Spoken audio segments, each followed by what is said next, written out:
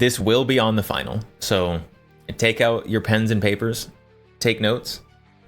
Without further delay, the history of Calico light weapon systems. So, why? Why Calico? Many reasons why Calico. It's very unique, and I like it. And obviously, other people also really like it. People like the look of it, and they like putting it in things.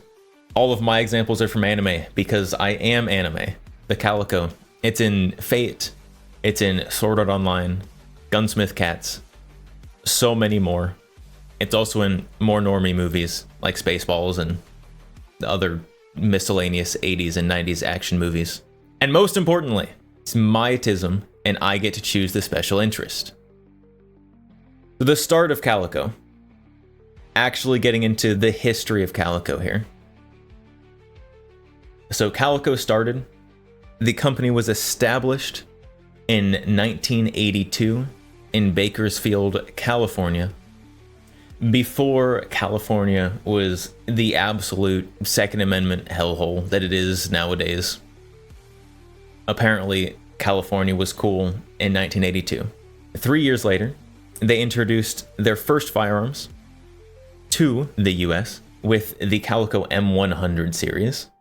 Super cool, super sci-fi looking, but at its core, it is just a direct blowback, simple 22. It is right side ejecting. It's got wood on it, like a lot of guns did back in the 80s, because it's cool. I wish Calico would make a retro release of wooden furniture Calicos. I'm not sure that is on the table. So the action, very boring, direct blowback. It's been around at least since 1914 with the Browning SA-22. The reason that these stood out though, keep in mind, in 1985, a high capacity 22 was 10 rounds. And then Calico came in swinging this 100 round magazine, and that got a lot of attention. This was Calico's big intro, big entrance into the firearms industry. Unlike we will talk about later, unlike the 9mm, the 22 was actually acceptably reliable, which is crazy. This was Calico's intro to the firearms manufacturing scene, and they did incredible. Especially with the wood furniture. They should go back to that. Before we go very much further, we do have to talk about the Helical Magazines, and whether or not the Helical Magazine actually makes Calico unique. Not really. No. No, it doesn't. The Helical Magazine happened multiple times before Calico did it. The earliest one that I know of was the Evans rifle, 1868. Now, while this is a Helical magazine, it's a little different. It is located inside the stock, instead of being a detachable magazine on the top like the Calico, or on the bottom like the PPSH Helical magazine prototype, which also came before. We've got the PPSH Helical magazine prototype here on the bottom. That was experimented with in 1942. This one is much more like a modern Helical magazine that you will see on a Calico or a Bison, or even that Chinese CS LS06. So the Helical magazine at its base, not a new idea. Put it on the top of the gun is a little unique, but you're just slapping a magazine in a different spot. That's been done a lot of times before. Back to Calico, and back to Calico actually doing a little bit of innovation. So following Calico's success with the M100 series, they expanded from 22 into 9mm. 2 years after they released their 22, they released the 9mm. There was a whole series. Calico has two main series, the M100 in 22 and the M900 in 9. And they make some other stuff later. We'll get to that later. Spoilers. The Calico M900 series was no longer direct blowback. The M900 series has an MP5 style roller delay. So it's got a roller on each side that stick out and lock into channels in the sides of the receiver. Very MP5-esque. Very cool. Huge pain to clean. They also changed from right side ejecting to downward ejecting, making it a truly ambidextrous gun. Keep in mind, 80s, left-handed people may as well have not existed. With Calico's release of the M900 pistol, or the M900 series, they did some innovation with their helical magazine. All the other helical magazines, up until now, have been a single helix magazine. Calico looked at that single helix magazine and was like, hey, you know, there's some people playing with double stack magazines. Instead of wrapping a single stack magazine around the inside of the helical magazine, let's wrap a double stack around it. And so you end up inside your helical magazine. Instead of having one continuous train of single stack rounds, you end up with quite literally a double stack helical magazine. So while the helical magazine is not new, at some point for regular magazines, someone had to make a double stack. So just like we no longer use single stack magazines in most things, Calico decided it was time to move past single stack helical magazines to double stack helical magazines. And no one else decided it was time for that. So Calico, as far as I know, are still the only people who make a double stack helical magazine. If you want unique, that is an actual unique aspect of this gun, besides just the pure sci-fi look of it. When Calico released their 9mm pistol, they did push really hard for law enforcement and military contracts. As far as I know, they never got any, probably because of the reliability issues. However, there are Calicos in places like the Taiwanese Military Museum, because they trialed them.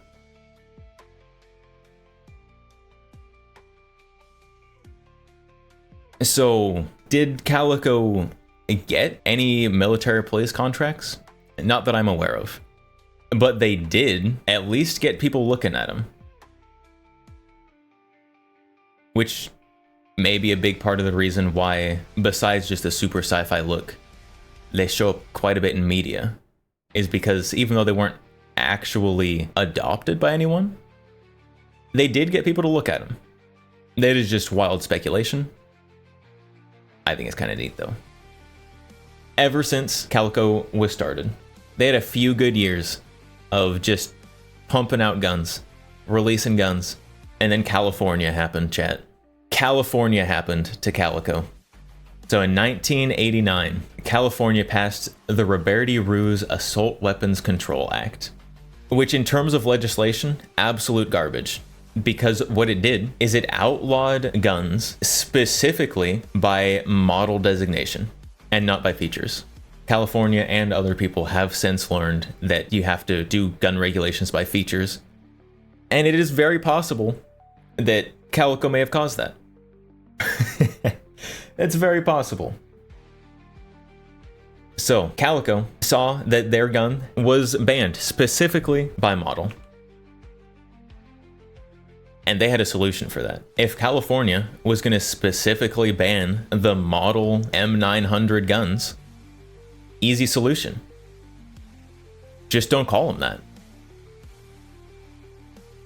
that. Which is why modern Calicos, anything after 1989, any 9mm is not going to be called something 900 series. Except for the M960 for some reason.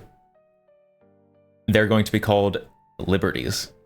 So you've got the Liberty 1, 2, and 3, the Liberty 100. Because Calico, it's like, hey, we can't sell that model. Now this one, you may think looks exactly the same.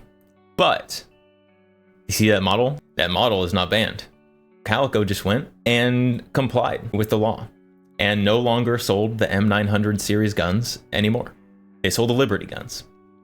If we take a roundabout logic approach, Calico may very well have led to the modern gun bans that include features. It very well could be Calico's fault. Modern gun feature bans, you might be able to blame Calico for that. That does not mean that what they did was not based, because it absolutely was. Things kept getting bad, chat. Calico survived the first California bad guns ban, only to be slapped 5 years later with the federal assault weapons ban. Now, the federal assault weapons ban, for those who don't know, banned features and capacity. Banning features, you can get around that. You can put thumbhole stocks on things, take off muzzle devices, whatever. The problem for Calico was the federal assault weapons ban banned capacity. And capacity was Calico's selling point. We literally have the ad here. Everyone else, 10, 15, 20, 30 rounds. Calico, 50 and 100 rounds. Calico's whole marketing shtick was capacity and the sci-fi look. But capacity. And with the federal assault weapons ban, they basically banned the only thing that Calico had going for them. And so in 1994, Calico went into hibernation. A few years after the assault weapons ban, Calico moved to Sparks, Nevada, because even though Calico wasn't producing and selling their guns because of the ban, California still at that point was becoming much more anti-gun and rapidly. So they moved to Sparks, Nevada. And importantly, they stayed in a mode of hibernation. So they kept manufacturing parts for existing guns that had been grandfathered in from before the assault weapons ban, as well as, and this will be important later, they stored the pre-assault weapon ban receivers. These receivers that they can no longer make their super cool high capacity guns on, they still have them. They've got a whole warehouse full of these things just sitting there until the federal assault weapons ban sunset. For 10 years, these receivers were just sitting around till 2004. The federal assault weapons ban ended and they could start making guns again, theoretically at least. But they didn't do that quite yet. 2 years after the end of the federal assault weapons ban, Calico was acquired by Gadsden Group in Elgin, Oregon. Elgin? I don't know how it's pronounced. Maybe someone from Oregon can help. Calico, after the assault weapons ban, moved to Oregon, and they are still there. And they started doing things again, chat. Calico started doing things again. In 2008, 2 years after they moved to Oregon, Calico started working on the Mac 11 conversion. If you'll remember, at this time, mid to late 2000s, Mac 10s and Mac 11s were probably the cheapest of the transferable machine guns. And Calico was going to capitalize on that. Calico started the Mac 10 and Mac 11 conversions, which they tested. First gen Calico Mac, full auto. And they worked really well.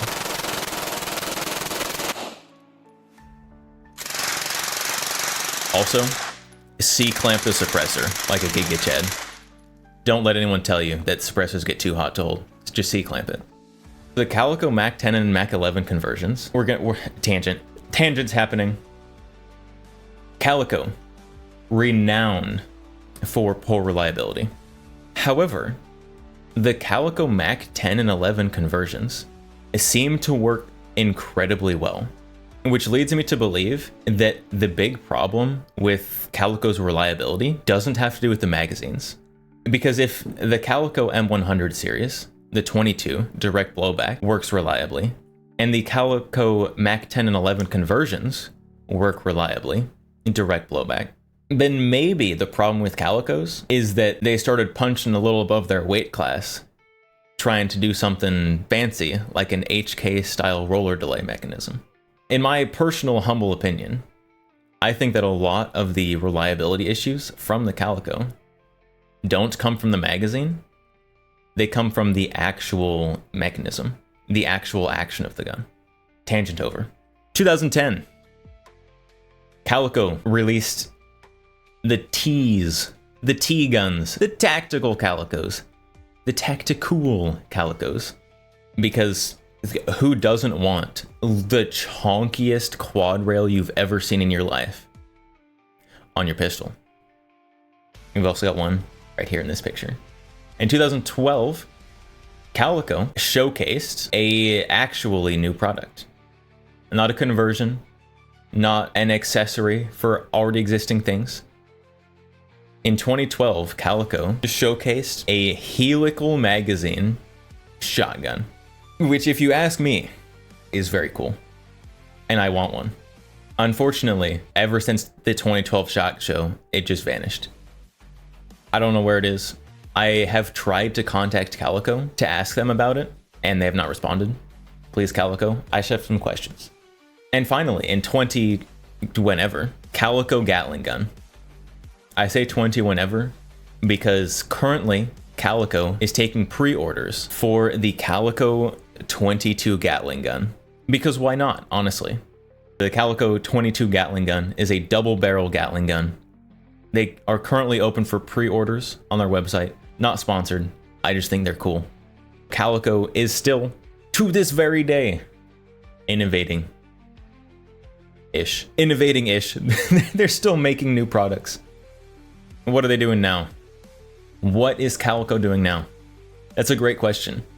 And I'm gonna be honest, I don't think anybody knows, including Calico. So Calico does still exist. Their website is still up and active. Unfortunately, the Calico website is absolutely miserable, even comparing it to other firearms websites. That is an incredible feat to have a bad website comparing it to other firearms websites. I don't know what it is about firearm website designers, they just don't know what they're doing ever. But Calico's is even worse, because they're still living in the 90s with their website.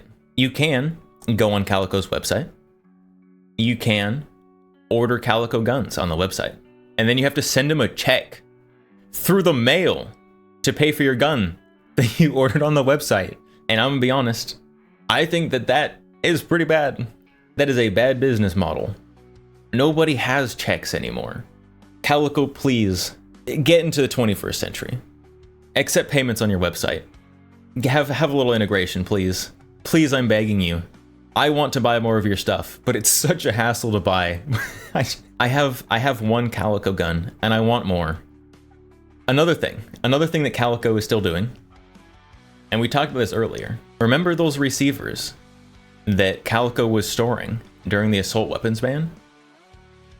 If you order a new production Calico, it will come on a receiver marked Bakersfield, California. I know this because I, a little under a year ago, bought a Calico from Calico, and on the receiver it says made in Bakersfield, CA, USA. They are still using the same receivers from Bakersfield, California, which is fantastic and beautiful, and I love it. Now, not all of the Calico pieces are made in Bakersfield, California. My grip module does have the Oregon location on it, so it's just the receivers that are left over, and they're making new parts for the other parts, at least some of the other parts. I just think that's neat that these receivers have been around since at least the 90s. 94, literally 20 years, these receivers have been waiting around to go to loving homes. And I want to be that loving home. If they'd fix their website! Okay. We are now caught up on the history of Calico.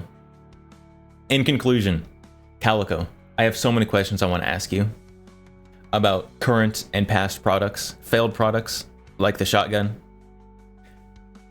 Calico, if I have to go to Elgin, Oregon, and stop by the factory to ask these questions, I will. Just tell me that I can first. I don't want to show up and just be knocking on a door and have wasted the whole trip. Calico, please. Please, Calico. I do have